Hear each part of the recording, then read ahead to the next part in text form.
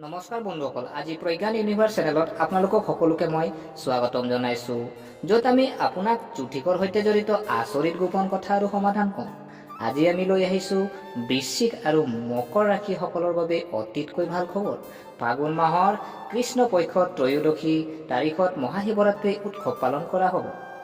এইবাৰ ২৬ মাৰ্চত হ'ব মহাশিৱৰাত্ৰি। এই দিনটো শিৱক পদ্ধতিগতভাৱে পূজা কৰি ৰুদ্ৰ অভিষেক কৰি সকলো কামনা পূৰণ হয় বুলি বিশ্বাস কৰা হয়। ইয়াৰ সমান্তৰালকৈ ভগৱান শিৱৰ কৃপাত ভক্তসকলৰ কষ্টও নাইকিয়া হয়।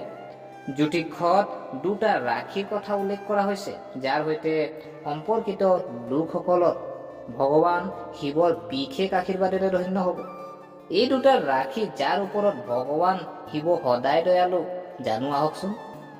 প্ৰিয় দৰ্শক, বৃশ্চিক ৰাশিৰ জাতক জাতিকাসকলৰ বাবে যদি চোৱা হয়, জ্যোতিষৰ মতে বৃশ্চিক ৰাশিৰ প্ৰভু হ'ল মংগল, যাৰ বাবে এই ৰাশিৰ জাতক জাতিকাসকলে ভগৱান শিৱৰ বিশেষ আশীৰ্বাদ লাভ কৰিব পাৰে। আৰু বৃশ্চিক ৰাশিৰ লোকে যদি মহাশিৱৰাত্ৰিৰ দিনা ভোলেনাথৰ ৰুদ্ৰা অভিষেক ৰীতি নীতিৰে কৰে, তেন্তে তেওঁলোকে অপৰিসীমা আশীৰ্বাদ লাভ কৰিব পাৰিব। ইয়াৰ লগতে ভগৱান শিৱৰ কৃপাত সকলো বিপদ নোহোৱা হৈ যাব আৰু ভয়ৰ পৰা মুক্তি থাকিব। প্ৰিয় দৰ্শক, ইয়াৰ পিছত আহিলে মকৰ ৰাশি। মকৰ ৰাশি যিসকল জাতক জাতিকা আছে তেখেতসকলৰ কাৰণেও ভাল খবৰ লৈ আহিছে। বৈদিক জ্যোতিষৰ মতে মকৰ ৰাশি ভগৱান শিৱৰ অন্যতম প্ৰিয় ৰাশি হিচাপে গণ্য কৰা হয়। এই ৰাশিৰ প্ৰভু হৈছে শনিদেৱ, যাক ভগৱান শিৱৰ মহান ভক্ত বুলি গণ্য কৰা হয়। সেয়েহে মকৰ ৰাশিৰ জাতক জাতিকাসকলে ভগৱান শিৱৰ বিশেষ আশীৰ্বাদ লাভ কৰিব পাৰিব। আৰু এই ৰাশিৰ জাতক জাতিকাসকলৰ প্ৰতি ভগৱান শিৱই সদায় দয়ালু থাকে।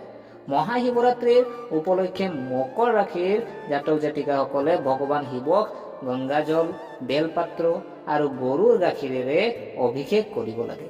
এনে কৰিলে সকলো সমস্যা নাইকিয়া হৈ যাব আৰু আপোনাৰ কামত সফলতা লাভ কৰিব পাৰিব। গতিকে প্ৰিয় দৰ্শক, আশা কৰোঁ আপোনালোকে ভিডিঅ'টো চাই ভাল পালে। যদি এই ভিডিঅ'ই আপোনাক কিঞ্চিত মানুহ লাভান্বিত কৰিছে, তেনেহ'লে লাইক কৰিব, শ্বেয়াৰ কৰিব আৰু আমাৰ চেনেলটো ছাবস্ক্ৰাইব কৰি উৎসাহিত কৰিব বুলি আশা ৰাখিলোঁ। পুনৰ লগ পোৱাৰ প্ৰতিশ্ৰুতিৰে আজিলৈ বিদায় মাগিলোঁ। ধন্যবাদ।